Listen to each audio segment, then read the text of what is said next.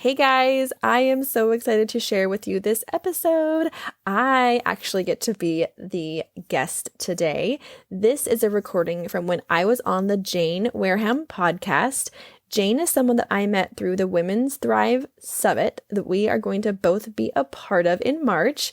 Jane is a mind shift coach, and she helps her clients to use the power of their mind to create the business and life of their dreams. She is amazing. You should definitely check her out. Her information is in the show notes below. And in this episode, we got deep into the inner workings of the subconscious mind, how to go from a place of scarcity and lack into abundance. We talk specifically about finances and the fear that really plays into keeping us at this perpetual place of lack. And I get pretty specific with some techniques that you can use right now today to help you shift into that place of abundance so that the material does follow. And also at the end, I give you even more solid techniques to bring this concept into other areas of your life. So check it out. Can't wait for you to listen and let me know what you think. Welcome to the Subconscious CEO Podcast, the only place where you will learn how to once and for all eliminate your limiting beliefs, eradicate stress, energetically align with the success you are craving, and learn real strategies to become seen and heard in order to define your brand and expand your business. My name is Jackie Adams, and I am an integrative hypnotist and energy healer with a background as a nurse, people leader, and entrepreneur. My mission in life is to make sure everyone who desires to step into their highest self and create the business of their dreams has these vital tools to thrive. So let's get into it.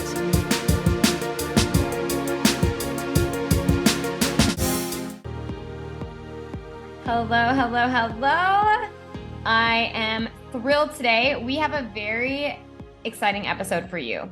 I have Jackie Adams here, and we together are going to be talking with you all about really a deeper dive, if I haven't gone deep enough, into the mind and how you can really use your mind to manifest your goals, your desires, and really almost reprogram it so you can live a successful life, whatever success means to you.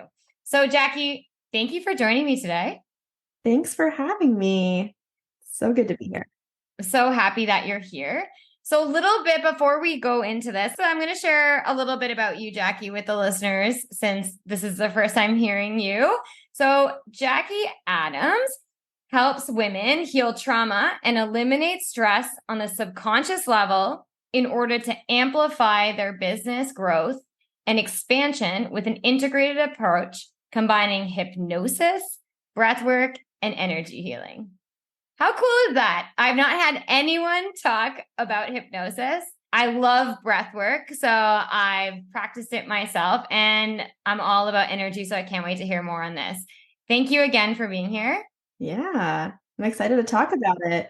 All right, let's dive into this a little bit. I'd love for you, Jackie, to share with the listeners today a little bit about your journey. So, Jackie and I are both speakers at an upcoming summit, which I've mentioned a few times in March, Women's Thrive Summit.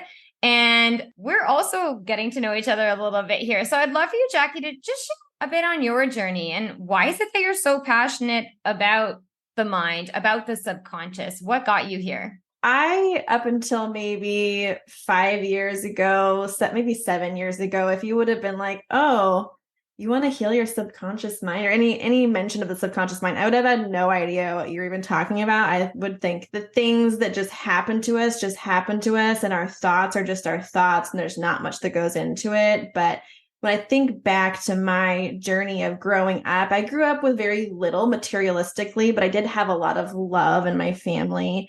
And I just really had this scarcity lack mindset that integrated itself so deeply into my neurologic system, my subconscious mind, my emotional system, that it really impacted me for years to come. I became like a chronic overachiever. I was always scared of losing what I had. I just clung on to money, thought that I was going to lose it. And so I manifested losing money all the time. I attracted people into my life that would on a very subconscious level, I didn't realize this, but that would take advantage of me or steal from me. And a lot of that had to do with my self-worth and the patterns that had infiltrated themselves from that young age of experienced so much lack. So as I got older, I decided that I needed to be in a secure occupation that made money securely. The job security was great. And so I went into nursing because I also wanted to nurture. I also wanted to help people, which I don't regret going into nursing. It served me well in my life. However, it's a very grueling job.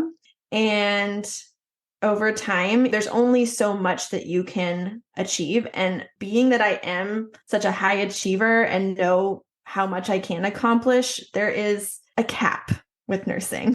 So I got into a marriage that was, I would say, not so healthy. I had some kids, I had 2 children, and started to realize that I wanted more. I didn't want to have to work so hard and give so much of myself to just continually be in these patterns of lack and scarcity, because no matter how much I achieved, it was either all taken away from me or I could never get what I wanted to be happy and have what I needed. I was constantly living off of credit cards. And it's like I would spend my whole paycheck in 5 days, and then the other week and a half, I'd have to go into credit cards. And it's just like, why am I working so hard for this? It was awful. So I started to do some research online about how I could make more money and discovered that becoming an entrepreneur would really be the best way. And that sounded really scary to me because being an entrepreneur really meant that there's a risk involved. You can put yourself out there and you could never get anything from it. You know, you could lose everything. And I was like, that doesn't align with my core values of being safe. Our brains just want to be safe. But I decided that the alternative was just to continue on in the mindset and the patterns that I had been continuously attracting. So I decided to kind of go for it. And it did take me like a few businesses because it's like I'd put myself out there a little bit, then I'd get scared and I'd go back in my shell because it's like I revert to these patterns. And it wasn't until I really started to learn as part of my personal development along with entrepreneurship, because they go hand in hand so much, I discovered like how important rewiring your subconscious mind is. And what that means is like these patterns, habits, stories that we've told ourselves and have been imprinted on ourselves from the time we were born all through our lives, especially from childhood, though. That's how we end up navigating the world. So are you familiar with Tony Robbins and his work? Yes. So I've been to Tony Robbins a lot. I walked on fire 7 times. I've volunteered at his events, and I did all of that through healing my subconscious mind and the stories that had been there forever. So once I discovered the effects of that, I really began to step out of my shell and start showing up in this world, like taking up space and feeling more comfortable in my skin, feeling like I could ask for what I want and not be scared anymore of putting myself out there. And once I did that, I was able to start attracting more abundance and kind of turn that scarcity into abundance, because they are opposite ends of the spectrum, but it is a spectrum. And we do oscillate through that spectrum over our lives. So we have to give ourselves grace in that learning process. But once you really understand how to heal those stories and replace the stories with those that serve you and live from those stories and show up from that space, it can really help you transform what starts manifesting itself into your life. What an amazing story. What a journey you've been on. And I honestly feel that a lot of listeners right now will resonate with the sense of lack that you might have felt and that scarcity. Could you explain a little bit, even simpler, or some more examples on what in your life living in the lack looked like? Because this is something that maybe listeners have heard and may not quite realize that by focusing on what we're calling the lack, by focusing on that, you end up attracting more of it. And this is how I've been caught in this vicious cycle. You clearly were caught in that vicious cycle, but thankfully got your way out. So if you can share with us in simple terms, what are ways that we get caught up in the lack? I have a really good example that I think a lot of women, probably and men, can relate to. And the one example I'm thinking of is, that feeling. Have you ever had that feeling right before you go to check your bank account and you get like a pit in your stomach? Oh, yeah. Like you don't want to see what's in there or what's not in there. And even if you know that you just got a deposit of a paycheck or like a tax return, you're still scared because you feel like, well, how long until that runs out? Does that resonate? That is a really good example. And I can tell you that for months, many months earlier this year, I was in a really bad money mindset. And I mean, I'm not afraid to admit it, to say it. Being a coach myself, I was using the tools that I had to try to get my head out of that. But what's so interesting, when I had secured some work, because security, money, all these things are important to me to live and survive. When I had secured some work, what's so interesting is the day that I was expected to get my first paycheck auto deposited into my account. I had this thought, what if it doesn't get deposited? And it literally didn't get deposited. And it had actually been mailed to me and I was in possession of it, but it looked like a statement and it didn't even feel like a check. It was just like a paper. And I mean, I guess now checks are just paper, but nothing about it. It looked like a receipt from ADP, who do like the big, massive payments for a lot of organizations here in Canada. It just looked like a paper. It didn't even have almost like the cut lines, like the little dots on the check to rip off. But it's so interesting because that resonates so deeply with me. And I'm sure a lot of listeners that even when the money's going to be there, but that feeling. Yeah, right. And so a lot of the work I do with my clients is I will identify what question, which is like an open-ended, negatively guided question that we ask ourselves all day. These are questions that are running on default on autopilot. And a lot of the questions that we're constantly asking ourselves, like, what if it runs out? Or why does this always happen to me? Why is it that I can never catch a break? There's always something that happens whenever things start going right. These questions that we ask ourselves that run through our brains, they seek out negative answers. And so we're constantly, through repetition and reinforcement, talking to ourselves negatively without even realizing it. So part of that lack mindset that's just been ingrained in us from things that have happened years in the past that aren't even happening anymore are transferable through practices and tools such as, I use hypnosis, I use breath work, I use energy healing, and we don't have to get specifically into all the nitty-gritty details, but just something simple as a takeaway is identifying those questions that we ask ourselves or those pits that we feel in our body. Just start noticing how your body feels when you go to the grocery store or you have to buy something on Amazon, money is a huge one. So I'll just use money as an example. But what if, because a lot of those programs are serving us really well that we have, but there's also programs that are not serving us. So the programs that are not serving us in terms of lack may be that you're looking at what you have and what you don't have and feeling that pit and feeling scared and feeling like it's never going to be enough. So what if you could change that question in that moment and not allow yourself to go into that deeply or just recognize it? What I would do is just recognize it first and almost allow that feeling to really go all the way through, because we don't want to lie to ourselves. That's why I don't really believe in straight affirmations, because if you just say I have so much money, I have so much money, I have so much money, when you really haven't addressed the fact that you're scared of checking your bank account, that your brain actually knows you're lying to itself and it's not gonna do anything with that. But if you allow yourself to really feel all the way into that emotion, into that fear, and validate yourself, it's almost like you're validating your inner child, which we have an inner child. I'm sure you know this, believe this, and use this in your practice. We have inner children within ourselves from every single age, from birth until yesterday, an imprint of our past.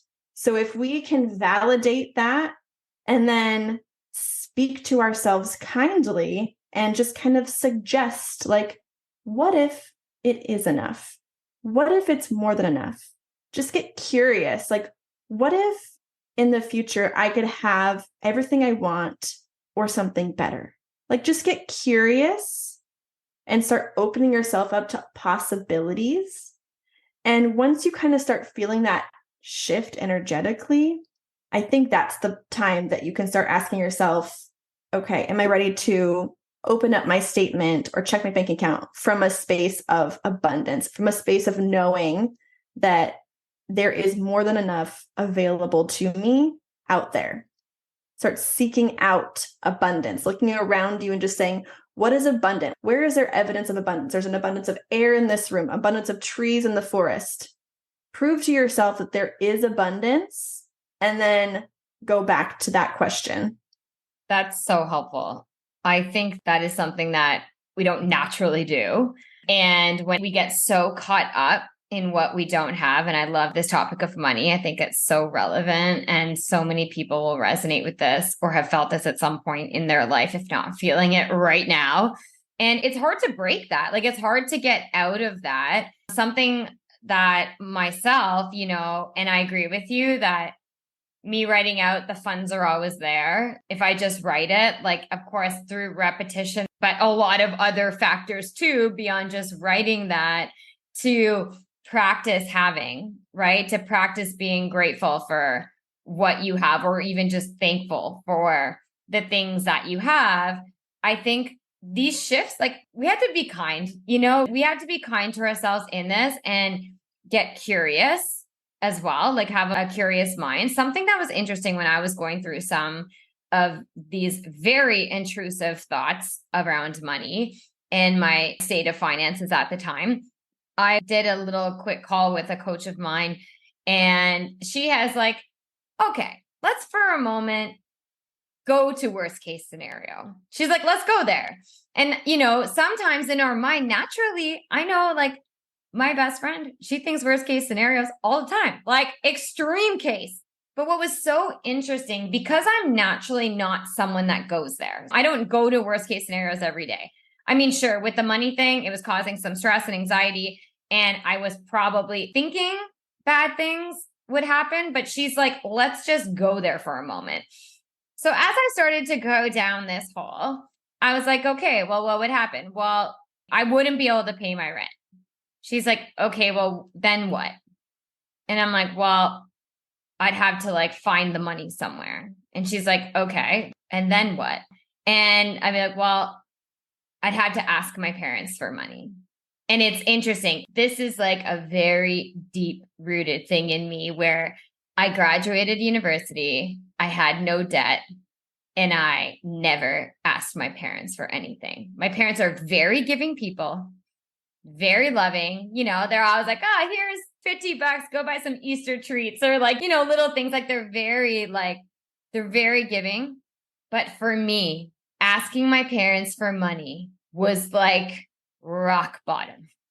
Like, if I had to ask them for money. And it's so crazy because so many people would so easily ask their parents for money. But I was like, no, I'm 38. I got myself into this mess. I'm getting myself out. But this is my independent, like, value, like, it's all so fascinating on how the mind works, and how something that could be so challenging for me to do. But again, so she had me go through this. So then she's like, okay, so you asked your parents for money. And then I'm like, well, yeah, then I feel a lot of like shame and like all these other things, which are really the reasons that are making it so challenging. But again, at the end of that conversation with her, I was like, okay, well, firstly, I've never not paid my rent. I've never not made it work. I've never had to ask my parents for rent money since moving out. And I've been living on my own for a long time. So it's just so interesting. The more curious that you get, this is like, again, using our subconscious mind to really set us up for success. Like, find proof. Like, is there proof? This is the other thing. We're so easy to believe our mind. We're so easy to believe what it tells us.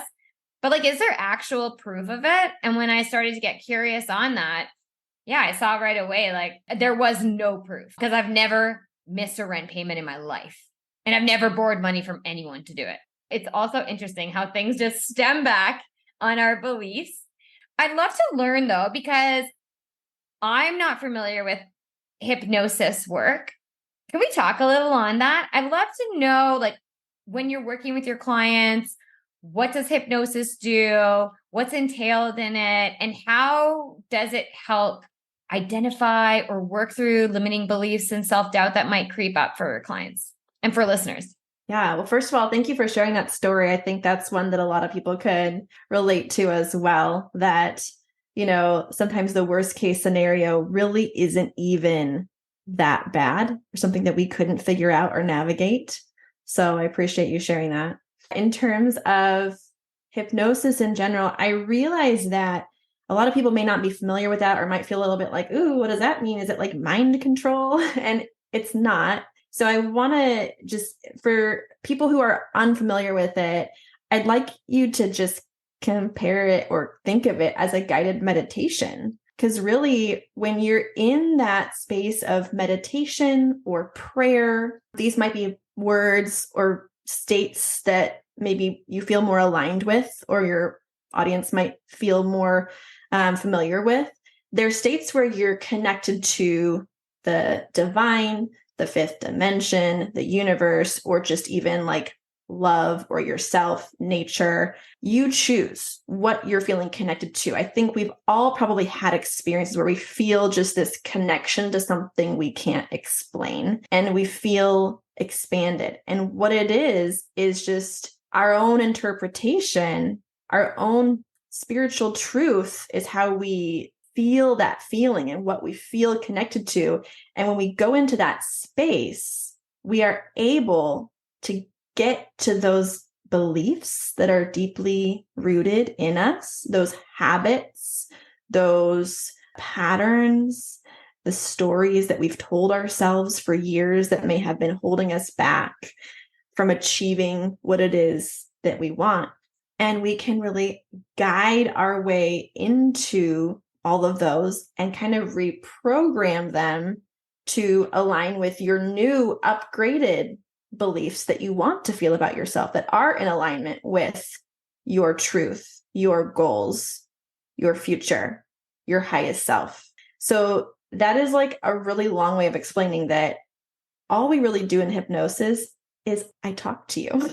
So, I mean, I do my sessions usually on Zoom, and what I do is I talk to whoever, my client, and they tell me what it is that they're feeling, what's been holding them back, just the symptom. And often the thing that they come to me for, there's always something behind that, because the symptom is not the problem all the time. Like when someone says, I need to just lose 20 pounds. I don't know why I can't lose 20 pounds, or I don't know why I can't make the money I need to in my business, or I don't know why my relationship with my mom is so terrible.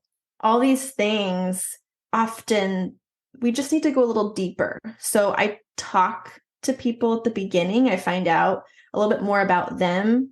I use their language, their spiritual truth, because I need to work within your value system. I can't just make up something and imprint it in your mind. You're going to reject it. For sure. Your mind is smarter than that. I mean, when I'm talking with someone, I'm just kind of relaxing them, and they're going into like a meditative or prayer-like state, and they're fully aware of what I'm saying. Most of the time people are like, I wasn't even in hypnosis. What are you talking about? But really all it is it kind of just eliminates the filters. There's constant chatter in our mind that tries to rationalize everything.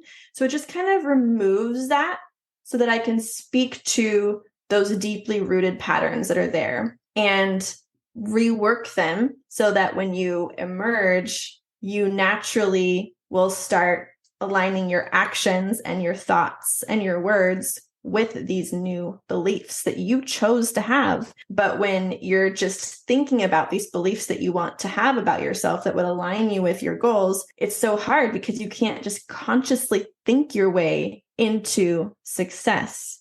Otherwise, you would have done it by now. So I don't know if you know this, maybe some people already do know this on this episode, but only 5% of the thoughts we have in our mind are conscious thoughts that we are actively thinking. 95% of what drives us is subconscious. From the minute that we wake up in the morning all the way to when we go to bed, and then even in the middle of the night, our subconscious programs are running the show. We don't even think about getting up and brushing our teeth, and you're making like thousands of micro decisions every single day. And those micro decisions that you're making are all based on the programs that are there. So what if we could just talk through while you're in this state of relaxation and then have you emerge and be able to make those micro decisions in more alignment with your new goals? Yeah, this is on point because I think anyone listening right now that is not feeling like you're not hitting your goals, or you're not attaining the desires that you have in life, or whatever it is that you want, if you're not seeing it around you and every single day you're feeling like you're just not getting there, this is what we're encouraging you to do, is like take a different perspective. I love that you said like when someone's like wants to, be healthy or lose weight, because I had a program which I coached people on mindset behind health and wellness, because the thing is, most people are just like, I don't know why I just keep yo-yo dieting. I don't know why I just can't lose these 20 pounds.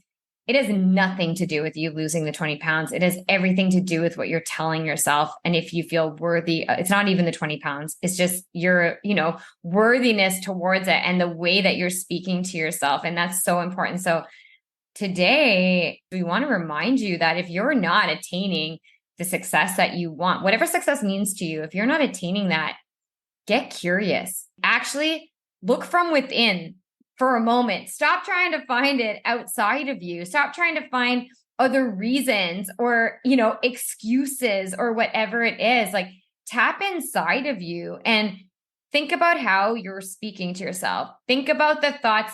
And you might even just say, okay, today I'm just going to kind of be aware. So as your day goes on, maybe you have your notebook. As your day goes on and something happens and it triggers a thought. Like this happens, you send an email at work and then you start like second guessing something, right? Or maybe you're texting with a potential partner, new person in your life, and you message them and then you're going back and rereading it because you're like, oh my God, did that sound dumb? Like, oh my gosh, they haven't responded. Oh, they think that this, it's like, these are things to become aware of. And this is how, when you start to understand the implications your thoughts have on your life, then you can start to better learn to control them. So before we wrap this up, I'd love to know from you, Jackie, if there's anything like a takeaway for everyone. So to help them really start to, tap into their mind here, what is something you recommend that they could do or try out that will help them get into better alignment so that, they're at least trying to achieve their goals and getting their mind in the right place? So the best thing that someone can do is self-hypnosis. And that's something that I teach all my clients. But essentially what it is just guiding yourself into like a meditative state and then having like a pre-thought out like affirmation for yourself that you want to believe, and just really like repeat that to yourself in that state. And the best times of the day to do this is the last like 10 minutes before you go to sleep at night and the first 10 minutes when you wake up in the morning. So the screen, like when we go into our screen, and a lot of us have the habit, I've never done this, of course, I'm sure you've never done this, just scanning Instagram first thing in the morning or right before bed. I used to, no more, but I definitely victim to that. But a lot of us have done that or are still doing that.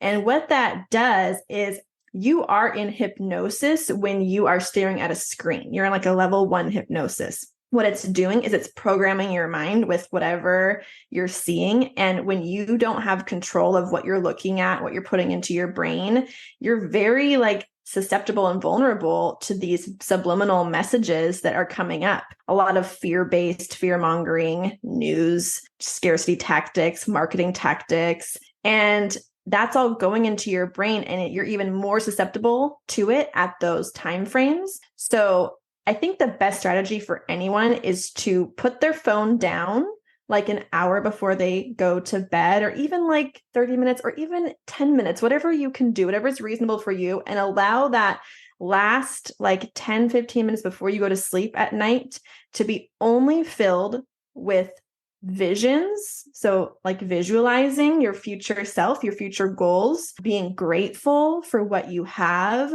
or just repeating some affirmations to yourself from a state of abundance, and allowing yourself to go to sleep at night with that being the last thing that you've put into your mind. And then again, first thing in the morning, doing that same practice before you look at your phone or a screen. So good. I love this. And both of those things are things that I put into practice. I definitely was an Instagram scroller for sure, just not even thinking about it. Like you just open your phone, you just hit Instagram right away. Same. But now I don't even touch, my phone only goes off for my alarm. But now actually in the last month and a bit, I've been doing like a 5-minute mindfulness meditation on gratitude. So it like wakes me up. Like I'll put it on right as soon as I wake up. That's the only thing I'll go to in my phone. And my phone's on sleep, so I don't see any notifications. I don't want to see anything.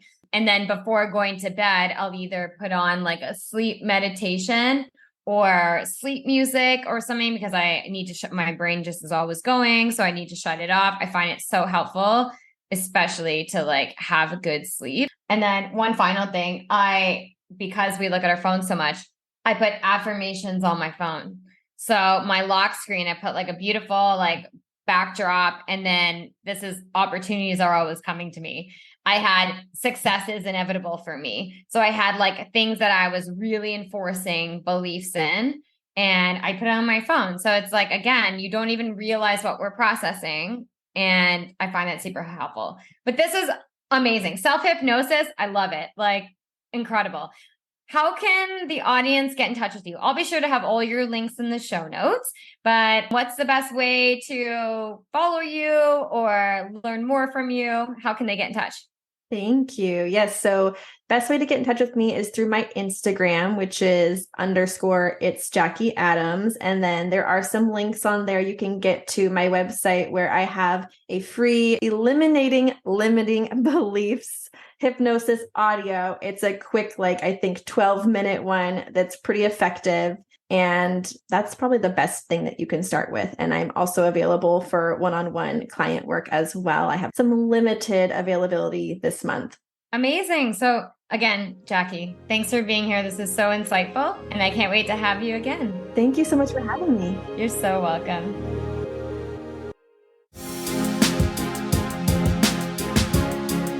Thank you for joining me today. If you enjoyed today's episode, I'd really appreciate it if you could take a moment to leave a review on your favorite podcast platform. Your review is like a guiding light to help me help others. Until next time, remember that you are loved, you are enough, and you are worthy of all that you desire in life.